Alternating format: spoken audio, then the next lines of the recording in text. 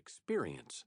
That is, the notion of another reality does not have its origin in pre-scientific speculation about the origin of things, primal anxiety about death or the need for protection, but is grounded in the religious experience of humankind. It is not merely believed in, but known. To put this second claim somewhat differently, the world of spirit and the world of ordinary experience are seen as not completely separate, but as intersecting at a number of points. Many cultures speak of a particular place as the navel of the earth, the umbilical cord connecting the two worlds. Some cultures speak of the two worlds intersecting in particular historical events, but it is especially in the experience of individuals that the other world is known. In every culture known to us, there are men and women who experience union or communion with the world of spirit, either entering it or experiencing it coming upon them. Those who experience it frequently and vividly often become mediators between the two worlds in a variety of cultural forms, as healers, prophets, lawgivers, shamans, mystics. Such men and women are charismatics in the proper sense of the word, people who know the world of spirit firsthand.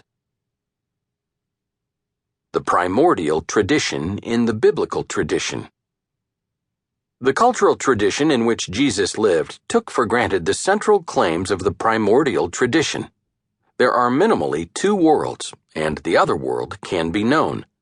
At the heart of the Jewish tradition, indeed constituting it, was Israel's story of the intersection between the world of spirit and the world of ordinary experience. That is what Israel's scriptures were about. The Hebrew Bible is Israel's story of events that were seen as disclosures of spirit, of people who were experienced as mediators of spirit, of laws and prophetic utterances believed to have been given by the Spirit. This multi-layered picture of reality runs throughout the Bible. The opening verse of Genesis portrays the visible world as having its origin in spirit, in God. In the beginning, God created the heavens and the earth. Importantly, spirit is not seen as abstract and remote, as a hypothetical first cause. Rather, the world of spirit is seen as alive and personal, populated by a variety of beings, angels, archangels, cherubim, seraphim. At its center, or height or depth, is God, often spoken of as personal, as father, mother, king, shepherd, lover. Non-anthropomorphic terms can also be used: fire, light, spirit.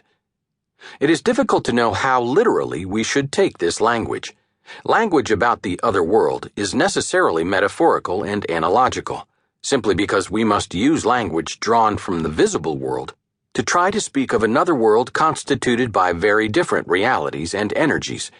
If anything is to be communicated at all, it must be by analogy to what we know in the ordinary world, or in images drawn from the ordinary world.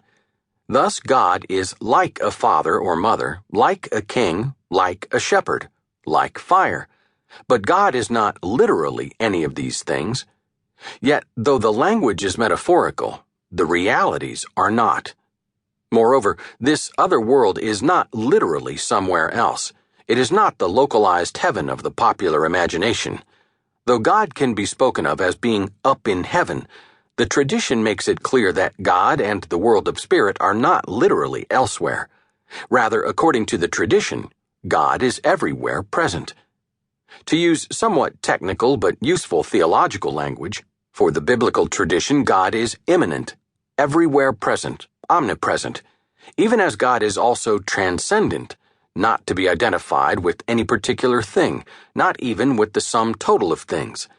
As omnipresent and immanent, God and the world of spirit are all around us, including within us.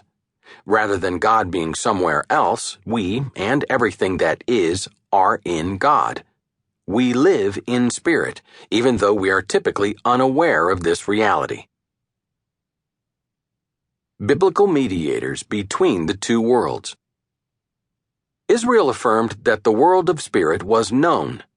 It intersected with this world at many points, historically, especially in the Exodus and the return from exile, though also in other central events of its history, cultically in the Temple of Jerusalem.